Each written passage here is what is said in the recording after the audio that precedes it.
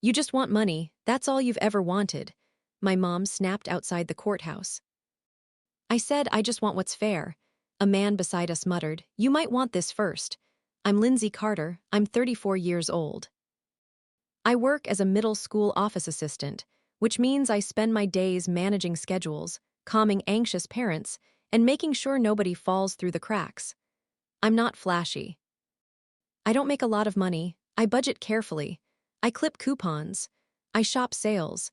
I drive a 10-year-old sedan that I keep running because I can't afford a new one. But I give my kids the kind of stability I never had growing up. That matters to me more than anything. My family has always had a clear divide. My younger sister was the one everyone praised. She was charming. She knew how to make people laugh. She knew how to ask for things in a way that didn't sound like asking. I was the one who handled things quietly. I picked up extra shifts when mom couldn't pay the electric bill. I stayed home from college to help when dad got sick the first time. I didn't complain, I just did it. And nobody noticed. When my father passed away 2 months ago, I thought maybe things would be different, that we'd come together, that we'd handle his estate with respect and care. He didn't leave much, a modest house. Some savings, a few personal items, but it was his legacy, and I wanted it handled right. When the conversation started, I only asked for one thing, transparency. I wanted to see the documents. I wanted to understand what he'd left behind and how it would be divided. I wasn't trying to take anything from anyone. I just wanted fairness. But my mother told relatives I was being greedy. She said I was obsessed with money. She painted me as someone who cared more about inheritance than family, and people believed her, because I've always been the quiet one. The one who doesn't make waves. So when I finally spoke up, it looked like something had changed in me, like I'd become someone I wasn't. But that wasn't true. I was still the same person. I just wasn't willing to be silent anymore. I hate conflict. I've spent my whole life avoiding it. But this time, something felt wrong, and I wasn't going to back down just to keep the peace. If you've ever been called selfish just for asking for fairness, you're not alone. Subscribe and tell me in the comments if family money ever caused drama in your life. Sometimes truth looks like greed to the wrong people. Click like or hype, and let's get into what happened next. The funeral was on a Tuesday, gray skies, a small service. My father had been sick for a long time, so his death wasn't a shock, but it still hurt. I stood beside my mother and my sister during the service. I held my mother's hand. I listened to people say kind things about my father. He'd been a quiet man, steady, reliable. He worked in maintenance for the school district for 30 years. He saved what he could. He didn't ask for much. After the service, people came back to my mother's house. There was food, quiet conversation. My sister cried openly, and people comforted her. I stayed in the kitchen, washing dishes and putting food away. Nobody asked if I was okay. A few days later, my mother called a family meeting. She said we needed to talk about the estate. I assumed that meant we'd sit down, review the will, and figure out next steps together. But when I arrived at her house, my sister was already there. They were sitting at the dining table with papers spread out in front of them.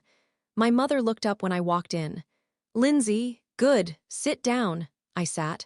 My sister didn't look at me. My mother slid a document across the table.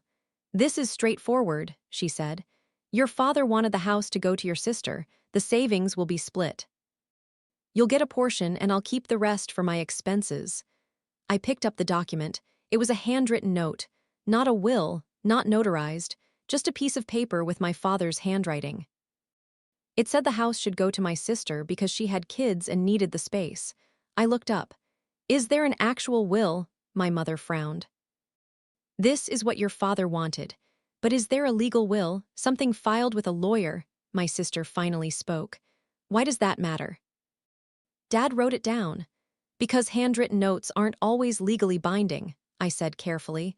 I just want to make sure we're doing this right. My mother's face hardened. You're questioning your father's wishes. I'm asking to see the official documents, I said. That's not the same thing. My mother stood up. This is exactly what I was worried about. You've always been jealous of your sister, and now you're trying to take what's hers." I felt my chest tighten. "I'm not trying to take anything. I just want to understand." "You want money," my mother said coldly. "That's all you've ever cared about." My sister looked uncomfortable but didn't defend me. I left without signing anything. Over the next 2 weeks, I tried to get answers. I called the county clerk's office and asked if my father had filed a will. They said they'd check and get back to me. I reached out to my mother again, asking if Dad had worked with a lawyer. She refused to talk to me. She told relatives I was being difficult, that I was dragging things out, that I was obsessed with money. My aunt called me.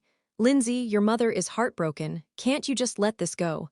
"I'm not trying to hurt anyone," I said. "I just want to make sure everything is handled correctly. Your father left that note. That should be enough." "It might not be legally valid," I said. "Then you're calling your father a liar." I wasn't. But that's how it was being framed. A week later, the county clerk called me back. There was a will on file. It had been filed 8 years earlier. I requested a copy. When it arrived, I read it 3 times. It didn't match the handwritten note. The will stated that the house and savings were to be divided equally between me and my sister. There was no mention of the house going entirely to her. I called my mother.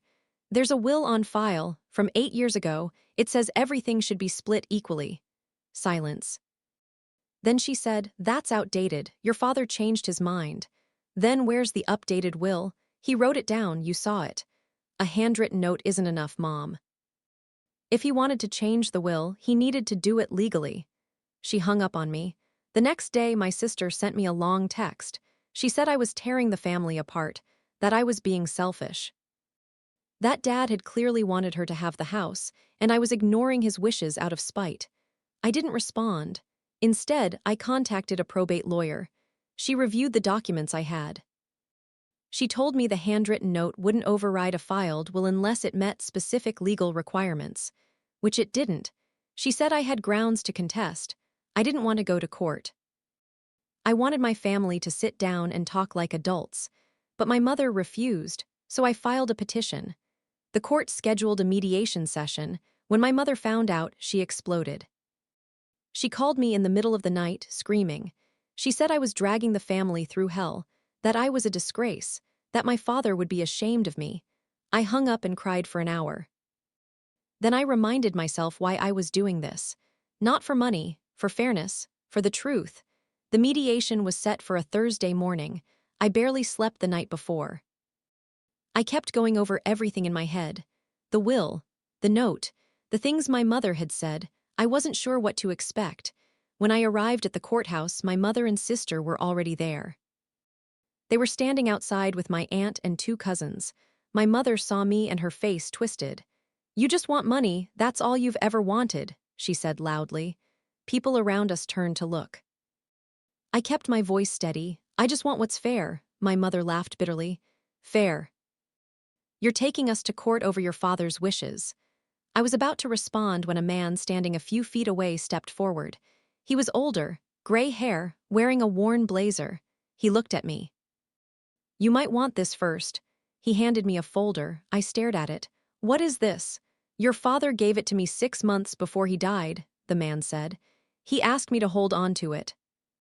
Said if anything happened and there was a dispute, I should find you and give it to you." My mother's face went pale. "Who are you?" "I'm Roger. I worked with your husband for 20 years. He trusted me." He looked at me again. "He said you'd be the one who'd ask the right questions." Then he walked away. I opened the folder. Inside were copies of the official will. Letters my father had written, and notes in his handwriting that explained exactly what he wanted and why. My hands were shaking. My mother tried to grab the folder. "Let me see that." I stepped back. "No, this was meant for me." We went inside. The building smelled like old wood and floor polish. The hallways were narrow, our footsteps echoed. We were directed to a conference room on the 2nd floor. The mediator was already there, a woman in her 50s with glasses and a calm demeanor. She introduced herself and explained the process. My mother and sister sat on one side of the table with a lawyer I'd never seen before. I sat across from them with the folder in front of me. The mediator started by asking each side to explain their position. My mother's lawyer spoke first. He said my father had left clear instructions in a handwritten note. That the note reflected his final wishes. That my mother and sister were simply trying to honor those wishes. He said I was contesting the estate out of greed and a desire to punish my sister. The mediator took notes. Then she turned to me. "Ms. Carter, would you like to respond?" I nodded. I opened the folder and pulled out the official will. My father filed a legal will 8 years ago. It's on record with the county. It states that his house and savings should be divided equally between his 2 daughters. I slid a copy across to the mediator. She reviewed it carefully. I continued. The handwritten note my mother presented was dated 2 months before my father's death, but it doesn't meet the legal requirements to override a filed will. I pulled out the letters next. These letters were written by my father in the weeks and months before he died. In them, he explains that he was being pressured to change his will. He specifically states that he refused because he wanted both his daughters treated fairly. The mediator began reading the letters. My mother shifted in her seat. Her lawyer leaned over and whispered something to her. I pulled out one more document, a letter addressed to me. This letter was given to a family friend for safekeeping. My father asked him to give it to me if there was ever a dispute about the estate. I read it aloud. My voice wavered, but I kept going. "Lindsay, if you're reading this, it means I'm gone and something has gone wrong. I want you to know that I've always seen how hard you work, how much you sacrifice. Your mother and I don't always agree on things, and I know she has her favorites. But I don't. I love both my daughters equally. That's why I want the estate split equally. I'm writing this down because I'm afraid that after I'm gone, you'll be pressured into giving up what's yours. Don't let that happen. You deserve fairness. Don't back down just to keep the peace. I'm proud of you, Dad." The room was silent. I looked up. My mother's face was red. My sister was staring at the table. The mediator set down the letter. "Mrs. Carter, do you dispute the authenticity of any of these documents?" My mother didn't answer right away. Her lawyer whispered to her again. Finally, she said, "He changed his mind."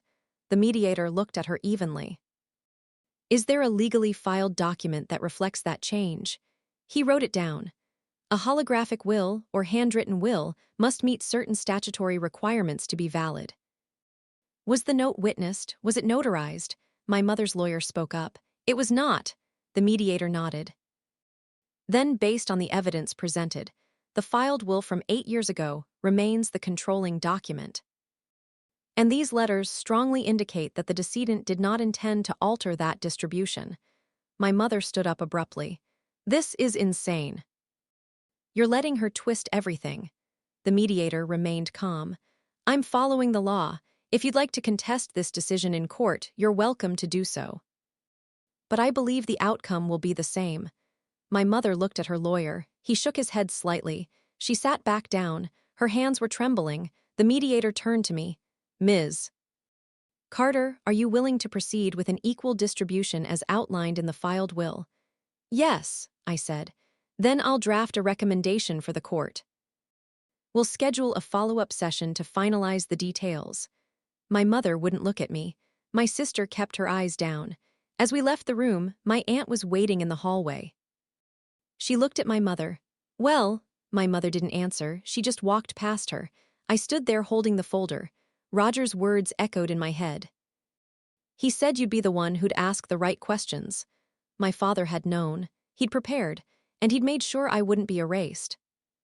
I walked out of the courthouse feeling something I hadn't felt in months. Not victory, just relief. The kind that comes from knowing you did the right thing even when everyone told you not to. My mother wasted no time. By the next morning, half the family had heard her version of what happened. She called my aunt, my uncle, 2 cousins, and several family friends.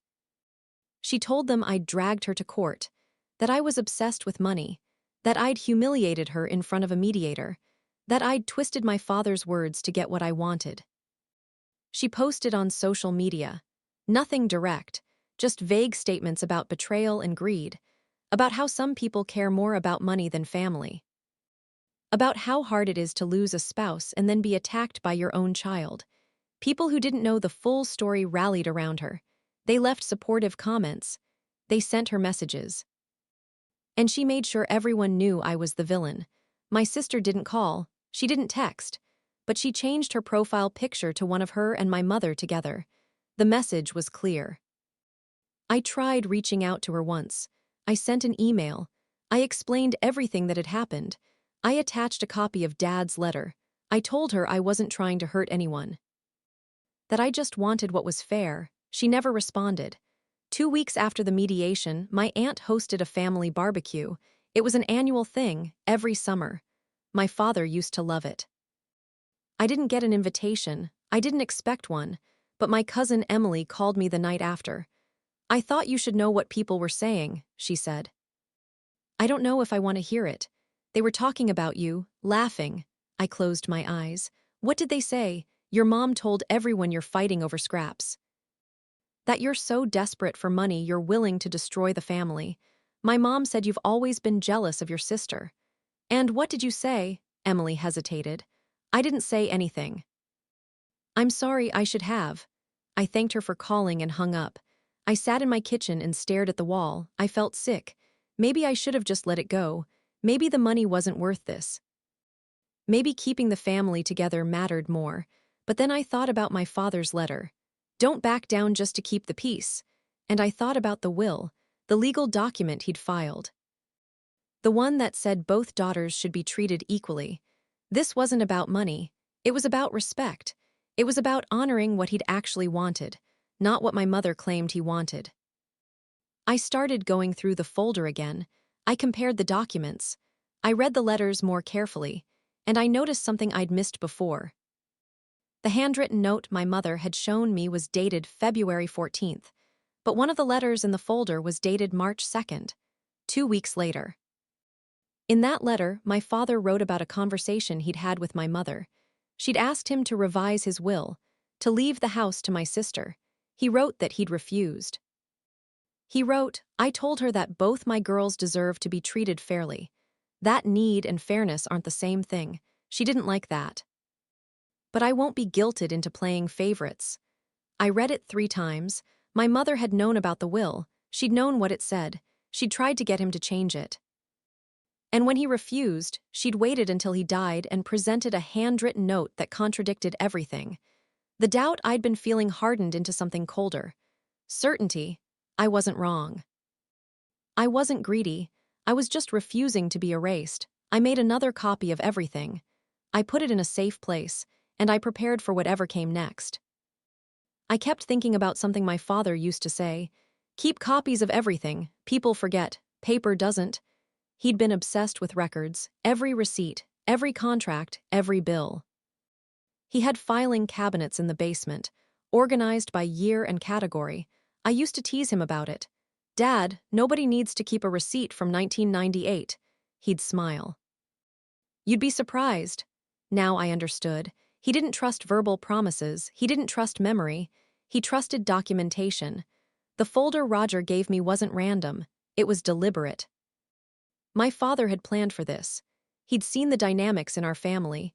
He'd known what might happen after he was gone, and he'd made sure I wouldn't be left defenseless. What they didn't know was that I was starting to see that the story I'd been told didn't match the paperwork. The handwritten note said the house should go to my sister. The will said everything should be split equally. The letters explained why my father had refused to change the will. And there was more.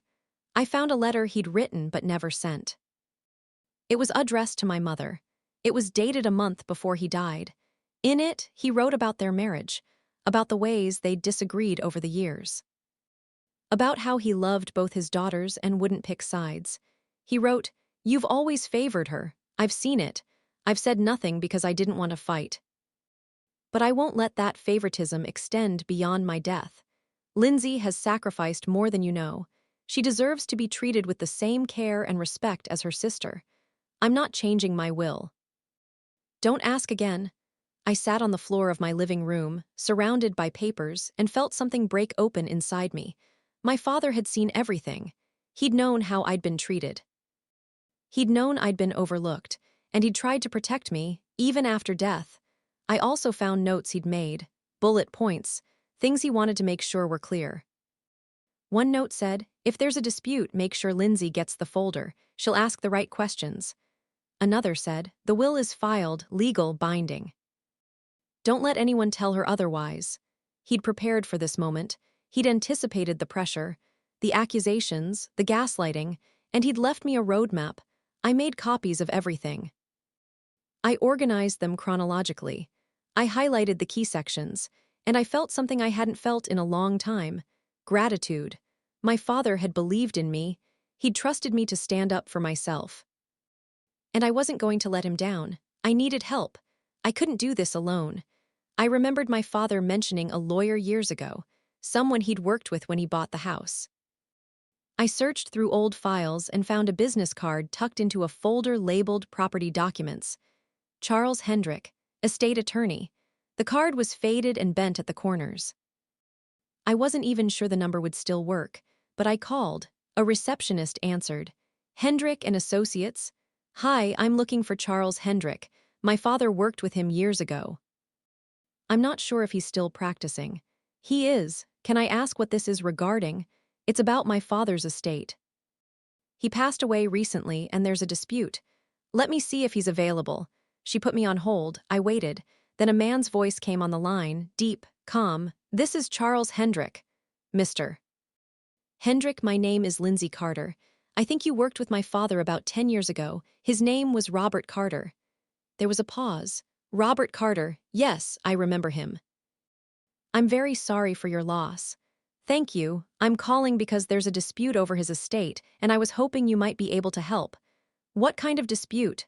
I explained the situation. "The will, the handwritten note, the mediation, the folder." He listened without interrupting. When I finished, he said, "Your father came to see me about 2 years before he passed." My heart skipped. "He did?" "Yes, he wanted to review his will, make sure everything was in order. He was concerned about what might happen after he died." "What did he say?" "He said he was worried about pressure from family members. He wanted to make sure his wishes were clear and legally sound. He specifically mentioned wanting both his daughters treated equally." I felt tears prick my eyes. "Did he say anything else?" Charles hesitated. "He said your mother had strong opinions about how things should be divided, and he was concerned you'd be pushed into giving up your share." "Can you help me? I can review the documents you have. If what you're telling me is accurate, the law is on your side, but I'll need to see everything first." I sent him copies of the will, the letters, and the handwritten note. 2 days later, he called me back. "This is about as clear-cut as it gets," he said. "The will is legally binding. It was properly filed and executed. The handwritten note doesn't meet the requirements for a holographic will, and these letters strongly support your father's intent. So what do I do?" "You continue with the mediation. Present the evidence. If the other side refuses to settle fairly, we can take it to court. But honestly, I don't think it'll come to that. The law is very clear here." I felt a weight lift off my shoulders. "Thank you. Lindsay, your father was a good man. He cared about you deeply. I could see that when he came to my office. He wanted to make sure you'd be protected." I couldn't speak. "You're doing the right thing," Charles said. "Don't let anyone convince you otherwise." After we hung up, I sat in my car and cried. Meanwhile, my mother was getting more confident. She told people the mediation was just a formality, that the court would see things her way, that I'd end up with nothing. My uncle called me. "Lindsay, I heard you're still pushing this thing with your mom." "I'm not pushing anything. I'm just making sure Dad's will is honored." "Your mom says the will is old." "That your dad changed his mind." "If he changed his mind, there'd be a legal document. There isn't. So you're calling your mom a liar?" "I'm saying the facts don't match her story." He sighed. "You're tearing this family apart." "No, I'm asking for what's fair. There's a difference." He hung up. More relatives reached out over the following weeks. Some were kind, most weren't. They treated me like I'd already been proven wrong. Like I was wasting everyone's time. Like I was a greedy, selfish daughter who couldn't let go. The emotional weight was crushing. But I held on. Because I knew something they didn't. I had the truth. And the truth doesn't change just because people don't want to hear it. The mediation was rescheduled for a month later. Charles helped me prepare. We went through every document. We created a timeline. We outlined the key points. We anticipated every argument my mother might make and prepared responses. The goal isn't to win, Charles said. It's to present the facts clearly and let the law do the rest. What if she won't accept it? Then we go to court, but I don't think it'll come to that. Once the mediator sees this evidence, the outcome is pretty much decided. The night before the mediation, I couldn't sleep.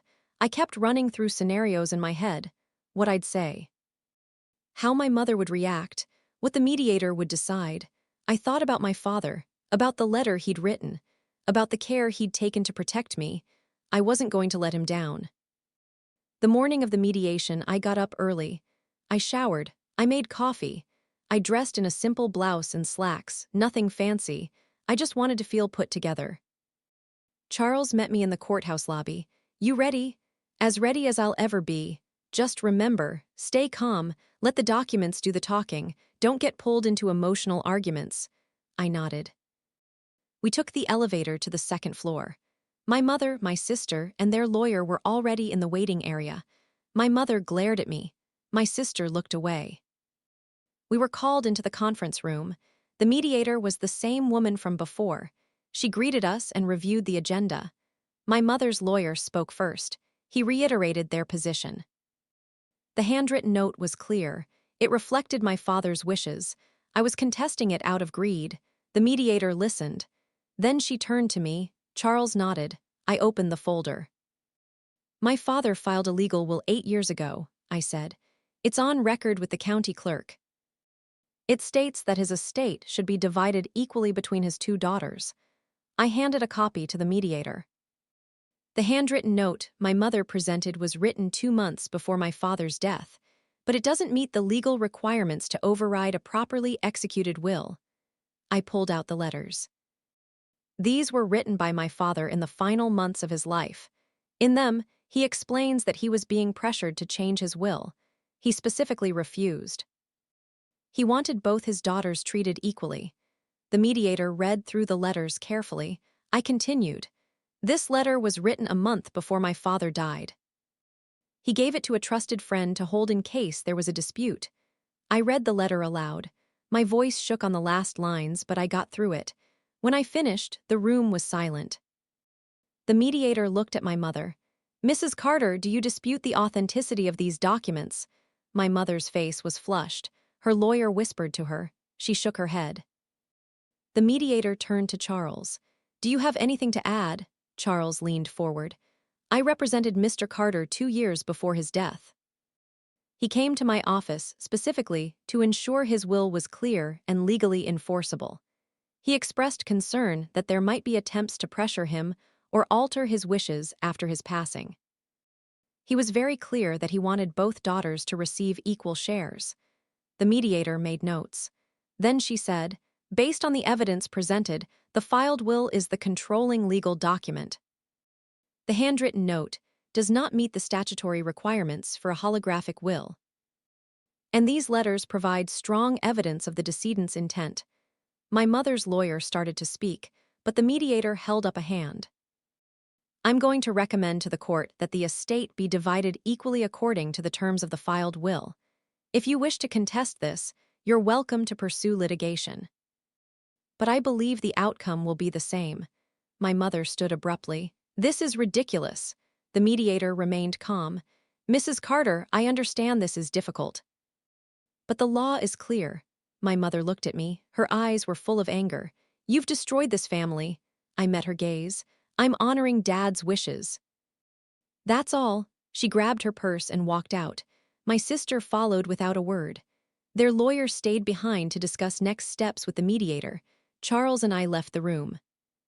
In the hallway, I leaned against the wall and let out a long breath. You did well, Charles said. It's over. Not quite. There'll be paperwork, follow-up sessions, but yes. The hard part is over.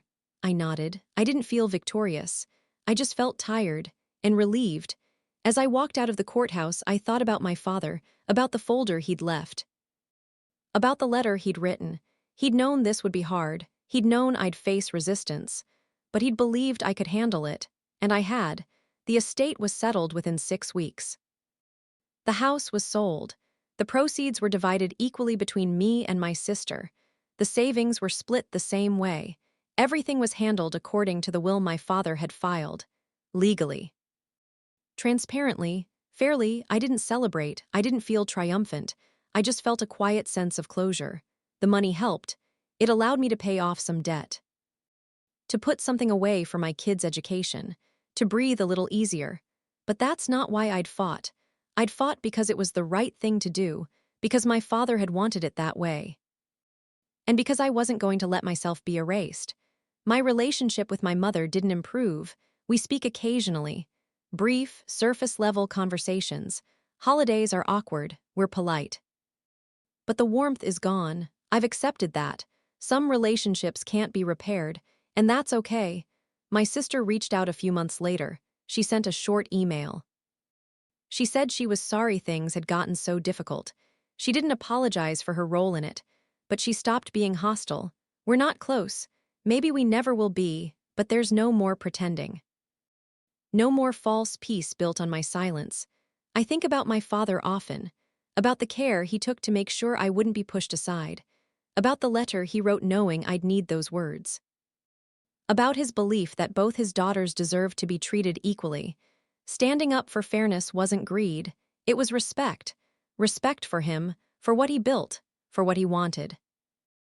And I learned something important.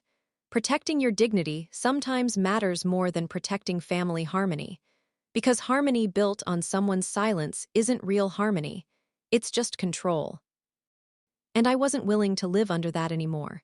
If you've ever been painted as selfish just for asking for what's fair, I want to hear your story. Family conflicts over money can cut deep, but silence doesn't fix them. Share what happened to you in the comments, and subscribe if you believe fairness shouldn't make you the villain. Click hype to help this story reach others who need it. Did this story hit home? Let me know by liking the video and sharing your thoughts in the comments. Click hype to help this story find others who have felt the same way. Your support makes a huge difference, and I read every comment. Thanks for being here and for listening to this journey.